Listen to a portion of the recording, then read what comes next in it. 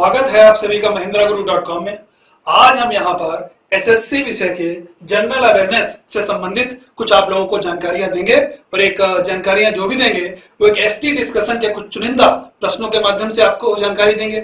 लेकिन उससे पहले हम ये बताना चाहेंगे कि सभी विद्यार्थी हमारा ये सारी अपडेटेड जानकारी लेने के लिए महिंद्रागुरु.com का यूट्यूब चैनल सब्सक्राइब करें और एसएससी सीजीएल 2016 को पास करने के लिए अपडेट होते रहें। तो हम देखते हैं कि यहाँ पर हम देख सकते हैं स्पीड टेस्ट हाई-फाई, यानी कि कुछ ऐसे प्रश्न यहाँ पर सिलेक्ट किए गए हैं जो आपके एसएससी सीजीएल 2016 में संभावित रूप से आ सकते हैं। तो हम बात करते हैं कि कौन कौन से प्रश्न सिलेक्ट किए गए हैं, क्योंकि एसएससी सभी विद्यार्थियों के लिए एक महत्वपूर्ण एक परीक्षा अभी आयोजित की जाने वाली है। तो उससे संबंधित हम जनरल अवेयरनेस विषय से संबंधित कुछ प्रश्नों के ऊपर बात करते हैं। तो देखते हैं कि हमारा पहला प्रश्न क्या है।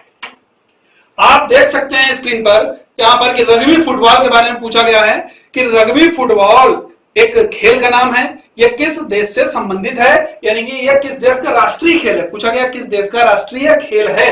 तो यहाँ पर आपके सामने चार विकल्प, चार ऑप्शंस अवेलेबल हैं, उपलब्ध हैं। पहला देखिए जापान, दूसरा अमेरिका, तीसरा नीदरलैंड और चौथा है स्कॉटलैंड। अगर हम इस प्रश्न के सही उत्तर पर जाते हैं, यानी कि राष्ट्रीय खेल पूछा गया है, आप देख सकते हैं, इस पे ध्यान देंगे, राष्ट्रीय खेल के बारे में पूछा गया है और राष्ट्रीय खेल है ये स्कॉटलैंड का। कहां का राष्ट्रीय खेल है? स्कॉटलैंड का। तो प्रश्न के अनुसार हमारा इस प्रश्न का सही उत्तर क्या है? विकल्प डी इसका सही है। यानी कि राष्ट्रीय खेल अगर रग्बी फुटबॉल की बात करेंगे तो रग्बी फुटबॉल हमारा कहां का राष्ट्रीय खेल है? ये स्कॉटलैंड का। अब इस प्रश्न से संबंधित और कौन कौन से प्रश्न आपके एसएससी सीजीएल 2016 में पूछे जा सकते हैं, तो हम उसके ऊपर अगर हम बात करते हैं तो उसके ऊपर देख सकते हैं कि यहां पर दिया गया है जापान और अमेरिका। अगर पूछा जाए अमेरिका का राष्ट्रीय खेल क्या है, तो अमेरिका के अगर राष्ट्रीय खेल के ऊपर बात करेंगे तो सभी लोग जानते हैं अमेरिका का राष्ट्रीय खेल है बेसबॉल। तो यह भी प्रश्न निश्चित रूप से पूछा जा सकता है कि अमेरिका का राष्ट्रीय खेल क्या है, या यह पूछा जा सकता है कि बेसबॉल किस देश का राष्ट्रीय खेल है।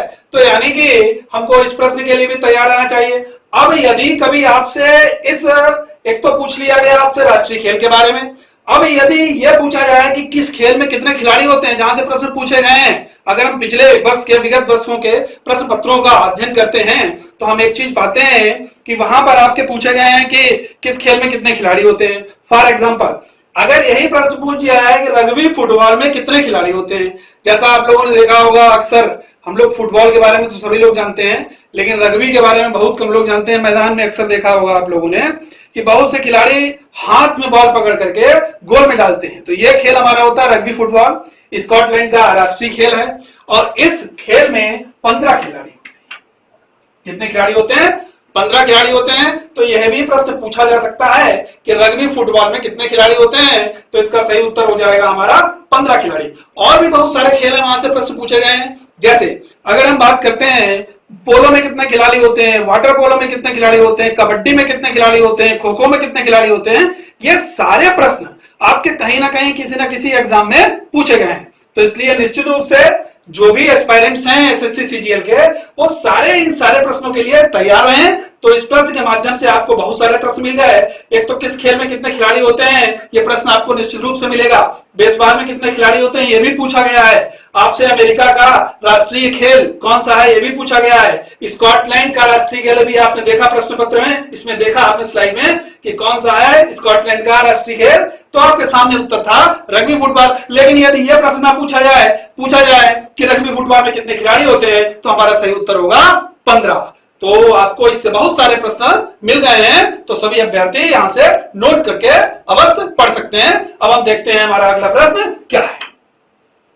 अब यदि हम अगले प्रश्न के ऊपर बात करते हैं तो अगला प्रश्न एकदम अभी लेटेस्ट करंट अफेयर्स का है, समसामयिक विषय से संबंधित है, राष्ट्रीय मुद्दे से संबंधित है। इसमें पूछा गया है आपका कि सीएजी के बारे में पूछा गया है, लेकिन आप देख सकते हैं यहां पर उप सीएजी की बात की गई, यानी कि डिप्यूटी सीएजी। सीएजी का मतलब क्या है? कंट्रोलर एंड ऑडिटर जनरल, यानी कि नियंत्रक एवं महालेखा परीक्षक। अब नियंत्रक और महालेखा परीक्षक के बारे में पूछा गया है, तो सबसे पहले नियंत्रक एवं महालेखा परीक्षक के बारे में अगर हम बात करें तो उसको बात करने से पहले अगर हमने प्रश्न के अनुसार बात करते हैं उप सीएजी, यहां ध्यान देंगे, उप सीएजी की बात की गई है, तो उप सीएजी अभी हाल ही में बनाया गया है। किसको? तो हमारा ये विकल्प क्या है इसका? बी, यानी कि हिंदुपुर प्रदीप राव को अभी डिप्यूटी सीएजी यानी कि उप नियंत्रक एवं महालेखा परीक्षक बनाया गया है। अब यहां पर नियंत्रक महालेखा परीक्षक की बात की गई है, तो इनके बारे में मैं कुछ और चीजें बताना चाहूंगा। अगर आपसे पूछा जाए, जैसा एक बार पूछा गया था कि बहुत से एग्जाम में पूछ लिया जाता है कि हिंदुपुर, मैं यहां पर एग्जांपल दूंगा, अगर हिंदुपुर प्रदीप राव नए उप सीएजी बने तो पूछा जाएगा ये कौन से ऑफिसर हैं, तो हमारा आंसर होगा IAAS। IAAS का मतलब Indian audit and account services.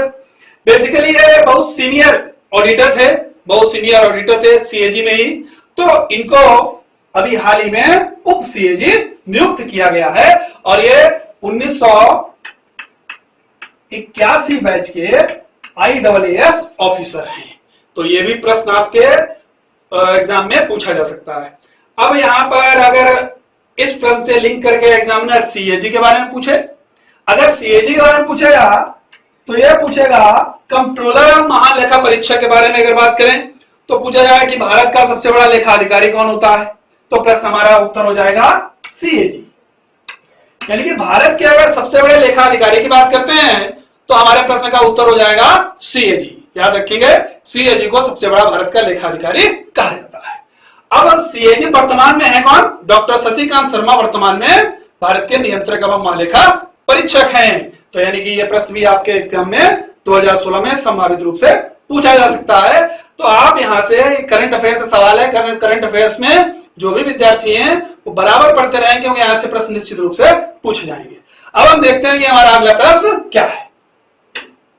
अगले प्रश्न के ऊपर अगर हम बढ़ते हैं तो देखते हैं कि ये जो अगला प्रश्न आपका दिया गया है ये जनगणना से संबंधित है, और जनगणना जब भी होती है तो निश्चित रूप से प्रश्न पूछा जाता है।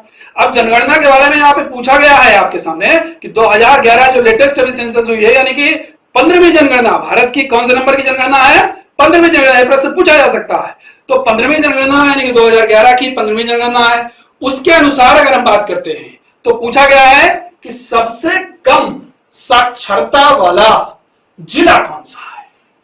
यहां पर राज्य की बात नहीं की गई है, याद रखेंगे, सवाल पढ़ने में सावधानी रखेंगे कि यहां पर राज्य की बात नहीं की गई है, यहां पर बात की गई है जिले की। ऐसा कौन सा भारतवर्ष का जिला है जहां की साक्षरता सबसे कम है? यहां पर आपके सामने 3 जिले दिए गए हैं और चौथा विकल्प दिया गया है, इन तीनों में से कोई भी नहीं है। तो हम अगर बीजापुर की बात करें, बेसिकली ज्यादातर जो विद्यार्थी हैं बीजापुर, यहां पर जो बात की गई है वो बीजापुर कर्नाटक वाले बीजापुर की बात नहीं की गई है, यहां पर जो बात की गई है वो छत्तीसगढ़ वाले बीजापुर की बात की गई है। ठीक है, तो ये हमारा सही उत्तर नहीं है, क्योंकि यहां की साक्षरता दर सबसे कम नहीं है। इससे भी कम अगर साक्षरता दर की बात करेंगे तो हमारा उत्तर क्या हो जाएगा? सी। क्या उत्तर होगा? इधर ध्यान देंगे, सी। यानी कि अगर सबसे कम साक्षरता दर वाले जिले की बात करते हैं भारतवर्ष में 2011 की जनगणना के अनुसार अगर हम बात करते हैं तो यहां पर सही उत्तर आएगा अलीराजपुर। और अगर एग्जामिनर यानी कि इस प्रश्न के अनुसार सही उत्तर है सी, अलीराजपुर। अगर एग्जामिनर यह ना पूछे, उसका पूछना यह हो कि सबसे कम साक्षरता वाला जिला 2011 की जनगणना के अनुसार किस राज्य में स्थित है। अगर राज्य की बात आएगी तो मैं यहां पे बता दूं, अगर अलीराजपुर की बात आएगी तो अलीराजपुर मध्य प्रदेश राज्य में स्थित है। ध्यान देंगे सभी इधर कि अलीपुर, अगर राज्य की अलीपुर जिले की बात पूछी जाएगी तो कहां पर अलीपुर जिला है? हमारा मध्य प्रदेश में। अगर बीजापुर, क्योंकि यहां की अगर हम साक्षरता का प्रतिशत लेते हैं, अगर हम यहां पर साक्षरता का प्रतिशत लेते हैं तो साक्षरता का प्रतिशत है केवल 37%। यानी कि अगर हम अलीराजपुर की बात करते हैं तो केवल 37% वहां की साक्षरता का प्रतिशत है। अगर बीजापुर की बात करते हैं तो बीजापुर का 40% है। तो विकल्प के अनुसार सबसे कम अगर साक्षरता पूछी गई है तो हमारा सही उत्तर क्या होगा? सी। लेकिन इससे संबंधित आपके बहुत सारे प्रश्न पूछे जा सकते हैं कि किस राज्य में है, नोट डाउन कर सकते हैं सभी लोग। और यह भी पूछा जा सकता है जनगणना 2011 की जनगणना कौन से नंबर की जनगणना थी? 15वीं। स्वतंत्रता के बाद कौन से नंबर की जनगणना थी? तो हमारा उत्तर होगा 7वें नंबर की जनगणना थी। तो ये सारे प्रश्न आपके निश्चित रूप से पूछे जा सकते हैं। अब हम देखते हैं हमारा अगला प्रश्न क्या है। अगला प्रश्न हम देखते हैं कि दिया गया है, ये विज्ञान प्रौद्योगिकी विषय से संबंधित है, साइंस एंड टेक्नोलॉजी। इसमें दिया गया है कि www का मतलब है वर्ल्ड वाइड वेब। क्या मतलब है? World wide web. बेसिकली ये कंप्यूटर वर्ल्ड से संबंधित प्रश्न है। अब वर्ल्ड वाइड वेब के बारे में यहाँ पर दिए गए हैं ऑप्शंस, कुछ बहुत ही महत्वपूर्ण प्रश्न है और यूपीएससी तक में भी यह प्रश्न सिविल सेवा परीक्षा में भी पूछा गया है। तो यहाँ पर यह प्रश्न इसका अगर विकल्प की बात करें, सही उत्तर की बात करें, तो इसका सही उत्तर हमारा हो जाएगा डी। तो यानी कि अगर www की बात करते हैं, वर्ल्ड वाइड वेब की बात करते हैं, तो वर्ल्ड वाइड वेब के अगर आविष्कारक की बात करेंगे तो आविष्कारक हमारे हो जाएंगे टिम बर्नर्स ली को वर्ल्ड वाइड वेब का आविष्कारक माना जाता है। अब यहां पर एक और बहुत महत्वपूर्ण नाम दिया गया है जिसको लिखा हुआ है बिल गेट्स। बिल गेट्स यानी कि माइक्रोसॉफ्ट वर्ड के फाउंडर हैं। आप सभी लोग जानते हैं कि बिल गेट्स, उनका एक बहुत फेमस फिलैंथ्रोपिस्ट भी हैं ये बिल गेट्स। इन्होंने अपनी वाइफ, अपनी धर्मपत्नी के नाम पर एक फाउंडेशन बनाया है, मेलिंडा गेट्स फाउंडेशन। इसके नाम सर्वाधिक दान देने का कार्य भी इनके नाम से ही जाता है। और एक और इनके बारे में बहुत महत्वपूर्ण बात है, जो प्रश्न बना था कि इन्होंने भारत के बिहार राज्य के एक जिले के गांव को गोद लिया था। वो बेसिकली जिला था खगड़िया, बिहार में एक जगह है खगड़िया, वहां पर इन्होंने एक गांव को गोद लिया था और उसको उन्नत बनाने में इनका बहुत बड़ा योगदान है। तो यहां से भी ये प्रश्न सारे पूछे जा सकते हैं। अब हम देखते हैं हमारा अगला प्रश्न क्या है। अगर हम अगले प्रश्न के ऊपर चलते हैं तो ये जीके से संबंधित प्रश्न है, यानी कि जनरल नॉलेज से। इसमें एक किताब दी गई है और उस किताब के बारे में पूछा गया है, इसके ऑथर यानी कि राइटर कौन है, और उस किताब का नाम है गोल्डन गेट। बहुत प्रसिद्ध किताब है। और गोल्डन गेट ये जो किताब है ये लिखी है विक्रम सेठ ने, यानी कि प्रश्न के अनुसार हमारा सही उत्तर क्या है? A, golden gate written by Vikram Seth. अब आपके एग्जाम में जो भी किताबें, बुक्स एंड ऑथर्स पूछे जाते हैं वो ज्यादातर करंट से रिलेटेड रहते हैं। तो सभी जितने एस्पायरेंट्स हैं करंट में, जितनी पास्ट 6 मंथ्स में जितनी मैगजीन्स हैं, आप उनसे सारे करंट अफेयर्स के जो भी बुक्स ऑथर्स हैं वो आप लोग वहां पर नोट डाउन कर सकते हो। हम आपके लिए बहुत सारे यहाँ से बुक्स ऑथर्स लाते रहेंगे, तो आप यहाँ पर अपडेट रह सकते हैं। तो इस प्रश्न में बहुत सारे, अभी अगर हम रिसेंटली बात करते हैं तो रिसेंटली अक्सर ऑटोबायोग्राफीज पूछी गई हैं, जैसे मैरी कॉम की ऑटोबायोग्राफी पूछी गई थी। तो इस तरीके से बुक्स ऑथर्स से सवाल आते ही रहे हैं और आते ही रहेंगे। तो इसलिए इसमें इस प्रश्न के माध्यम से आप बुक्स ऑथर्स तैयार कर सकते हैं। तो हम देखते हैं कि हमारा अगला प्रश्न क्या है। अगर हम अगले प्रश्न के ऊपर बात करते हैं तो यह साइंस विषय से संबंधित है, विज्ञान विषय से। इसमें दिया गया है पेनिसिलिन की खोज। पेनिसिलिन की खोज की अगर बात करते हैं तो सही उत्तर की अगर हम बात करें तो इसका सही आंसर हमारा क्या हो जाएगा? सही उत्तर ए, यानी कि विकल्प हमारा क्या है? सही ए, अलेक्जेंडर फ्लेमिंग ने पेनिसिलिन की खोज की। ये इसका सही उत्तर है। अब इसमें आप देख सकते हैं और भी ऑप्शंस दिए गए हैं। इसमें ऑप्शन है, इसमें 2 ऑप्शंस बहुत महत्वपूर्ण है। एक नाम दिया गया है एडवर्ड जेनर का। अगर हम एडवर्ड जेनर की बात करते हैं तो इन्होंने एक बहुत महत्वपूर्ण टीका बनाया था चेचक का। सभी नोट कर सकते हैं, चेचक का टीका बनाने में कौन आविष्कर्ता था, किसने आविष्कार किया? तो हमारा सही उत्तर होगा एडवर्ड जेनर। दूसरा आप विकल्प देखिए, ये लुई पास्चर की अगर बात करते हैं, लुई पास्चर की अगर बात करते हैं तो पूछा जाए कि रेबीज का टीका किसने बनाया। अगर यह पूछा जाएगा रेबीज का टीका किसने बनाया तो हमारा सही उत्तर हो जाएगा लुई पास्चर, यानी कि रेबीज वैक्सीन बनाने में किसका योगदान है? लुई पास्चर का। तो यानी कि आपने देखा इस प्रश्न के माध्यम से और भी 2 प्रश्न आपको निश्चित रूप से मिल सकते हैं, क्योंकि यहां से प्रश्न आपके आते ही हैं। एडवर्ड जेनर, चेचक का टीका, लुई पास्चर, रेबीज का टीका, अलेक्जेंडर फ्लेमिंग, आपने देखा अभी पेनिसिलिन की खोज की। तो यानी कि आप यहां से ये प्रश्न नोट डाउन कर सकते हैं। अब हम देखते हैं कि हमारा अगला प्रश्न क्या है। अगर हम अगले प्रश्न के ऊपर बात करते हैं, ये कॉन्स्टिट्यूशन विषय से संविधान से राज्य व्यवस्था से संबंधित है। राज्य व्यवस्था संबंधित है, यहां पे दिया गया महाभियोग की प्रक्रिया, यानी कि प्रोविजन ऑफ द इम्पीचमेंट, जिसको इम्पीचमेंट बोला जाता है। इम्पीचमेंट महाभियोग की प्रक्रिया राष्ट्रपति के ऊपर जो लगाई जाती है, यह किस देश के संविधान से लिया गया है? यह प्रोविजन, प्रश्न ये इस बात को हमको बता रहा है कि प्रश्न का उत्तर देना है कहां से महाभियोग प्रक्रिया ली गई है।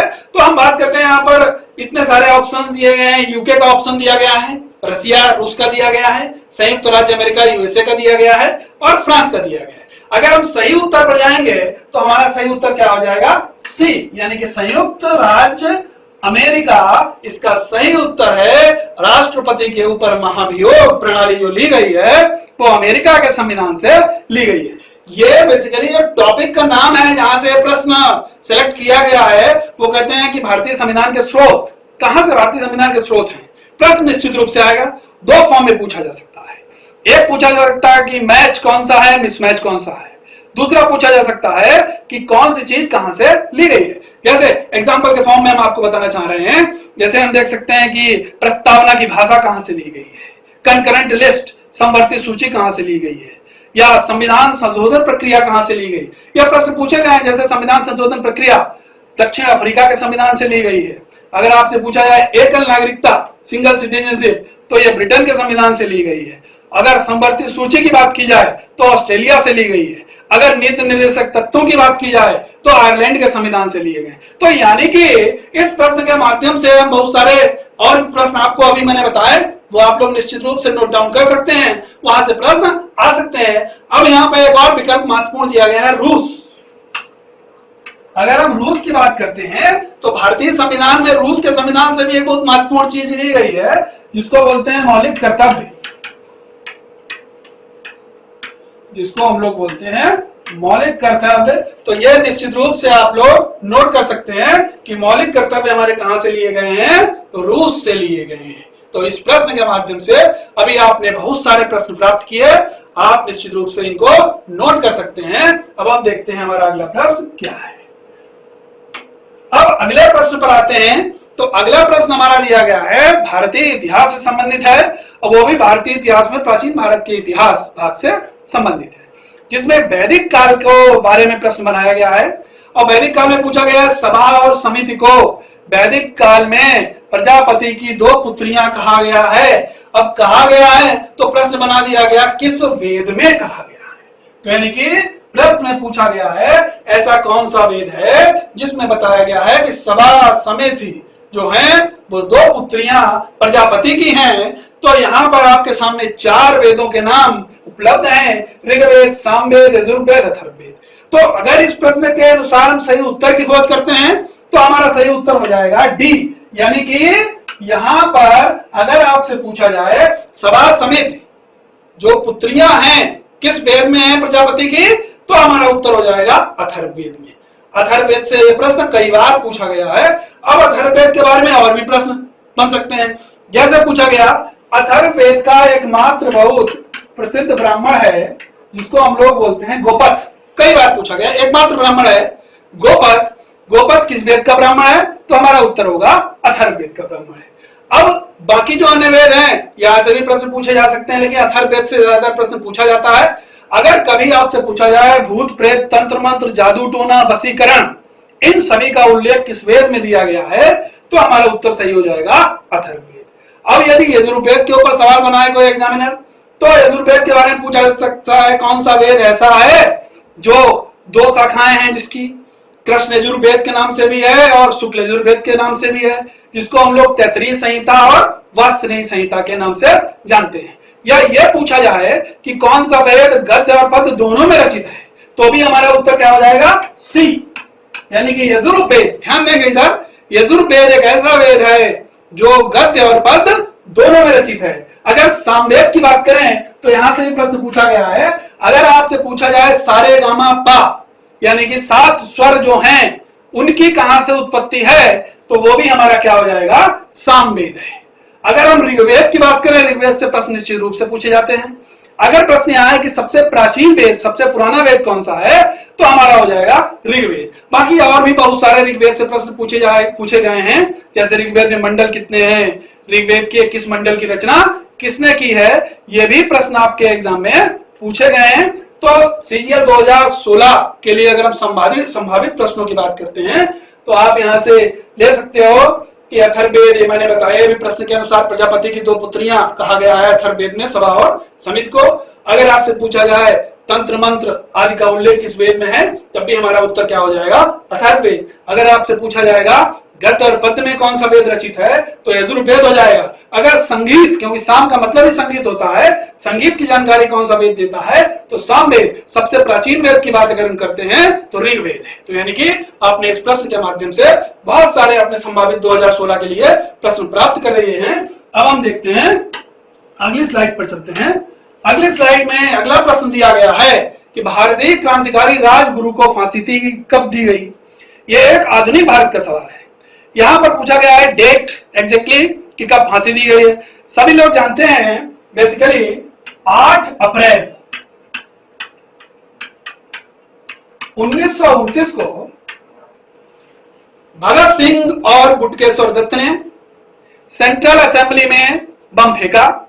और बम बेसिकली किसी को मारने के उद्देश्य से नहीं फेंका गया था। तो एक कहावत कही जाती है, बहरों को सुनाने के लिए बम के धमाकों की जरूरत है। और इनकलाब जिंदाबाद के नारे लगाए और अपने आप को गिरफ्तार करवाया। जब गिरफ्तार हो गए भगत सिंह और बुटकेश्वर दत्त, तो उनके ऊपर जो छोटी मोटी हिंसा का केस चल रहा था, वो उस केस से उनको कभी फांसी की सजा नहीं हो सकती थी। लेकिन सैंडर्स की हत्या में उनको शामिल किया गया। सैंडर्स की हत्या का केस उनके ऊपर बनाया गया और लाहौर षड्यंत्र केस के नाम से यह केस प्रसिद्ध हुआ। और ये जो लाहौर षड्यंत्र केस था, इसी के माध्यम से 23 मार्च 1931 को भगत सिंह, राजगुरु और सुखदेव को फांसी की सजा सुनाई गई। तो यानी कि इस प्रश्न का सही उत्तर हमारा क्या हो जाएगा, 23 मार्च 1931 को भगत सिंह, राजगुरु एंड सुखदेव को फांसी की सजा सुनाई गई। तो इस प्रश्न का सही उत्तर हमारा क्या है, ए 23 मार्च 1931। लेकिन यदि हम संभावित 2016 के और प्रश्नों की बात करते हैं तो आपसे निश्चित रूप से पूछा जा सकता है कि भगत सिंह किस क्रांतिकारी संगठन से संबंधित थे। तो हमारा उत्तर निश्चित रूप से हो सकता है HSRA, Hindustan socialist Republican association से संबंधित थे और भारत नौजवान सभा से संबंधित थे। क्योंकि ये जो क्रांतिकारी विचारधारा है, जो क्रांतिकारी आंदोलन है, ये आधुनिक भारत में एक अलग क्रांतिकारी आंदोलनों का एक युग रहा है। तो वहां से प्रश्न निश्चित रूप से पूछे जा सकते हैं। या काकोरी षड्यंत्र केस, यहां से प्रश्न बना हुआ है, यह भी पूछा जा सकता है। तो सभी अभ्यर्थी इस प्रश्न से संबंधित अन्य प्रश्नों के लिए भी तैयार हैं। तो हम देखते हैं, अपने अगली स्लाइड पे पहुंचते हैं। देखिए आप, अगला प्रश्न तक क्या दिया गया है। यह बेसिकली ज्योग्राफी यानी कि भूगोल विषय से संबंधित प्रश्न है और दिया गया है भारत में केंद्रीय आलू अनुसंधान संस्थान कहां पर है, यानी कि सेंट्रल पोटैटो रिसर्च इंस्टीट्यूट कहां पर है। यहां पर यह बताना है किस स्थान पर यह स्थित है। अगर यहां पर ऑप्शन दिए गए हैं आपके सामने A, B, C, D, A Shimla, B Cuttack, C रोम और D नागपुर। अगर सही हम उत्तर की बात करेंगे तो सही उत्तर हमारा क्या है, शिमला, A। यहां पर सभी विद्यार्थी ध्यान देंगे कि यह प्रश्न निश्चित रूप से आता है। अगर हम यहां पर कटक की बात करें, कटक भी बहुत महत्वपूर्ण एक जगह है कि आपसे अगर कभी पूछा जाए राष्ट्रीय चावल शोध संस्थान कहां पर है, राष्ट्रीय चावल शोध संस्थान, तो हमारा उत्तर क्या हो जाएगा, बी कटक। ध्यान देंगे, राष्ट्रीय चावल शोध संस्थान कहां है, कटक। अब अगर नागपुर की बात की जाए या किसी और शहर की बात की जाए तो बहुत सारे वहां पर अनुसंधान संस्थान स्थित हैं। आप लोग वहां पर पढ़ सकते हो। यह प्रश्न निश्चित रूप से आएगा। जैसे मैं कुछ और यहाँ इसके माध्यम से आपको 2016 के संभावित प्रश्न बनाना चाहूंगा। जैसे आपसे पूछा जाए केंद्रीय तंबाकू अनुसंधान संस्थान कहाँ है, तो यह भी प्रश्न पूछा गया। आंध्र प्रदेश के राजमुंद्री में स्थित है। कहाँ स्थित है, आंध्र प्रदेश के राजमुंद्री में स्थित है। अगर पूछा जाए भारतीय दलहन अनुसंधान संस्थान कहाँ स्थित है, तो इस प्रश्न का उत्तर है कानपुर में हमारा भारतीय दलहन अनुसंधान संस्थान स्थित है। तो इस प्रश्न के माध्यम से आपके बहुत सारे संभावित प्रश्न जो कि एसएससी 2016 में संभावित रूप से पूछे जा सकते हैं, उसके लिए सभी अभ्यर्थी तैयार हैं। तो हम देखते हैं, अपने अगली स्लाइड पे आते हैं और यहाँ हमारा ये अंतिम प्रश्न था। तो आप इसी प्रकार से जुड़े रहिए, हम आपके लिए सीजीएल 2016 को पास करने के लिए बहुत सारे प्रश्नों के माध्यम से आपके सामने आते रहेंगे। और इन सारी चीजों को आप सभी लोग अपलोड करने के लिए महिंद्रा गुरु का एंड्रॉइड ऐप महिंद्रा गुरु आप अपने मोबाइल फोन पर जरूर डाउनलोड करें, जिसके माध्यम से आपको नित्य नवीन जानकारी मिलती रहेंगी। और क्योंकि आपकी सफलता ही हमारी सफलता है। धन्यवाद।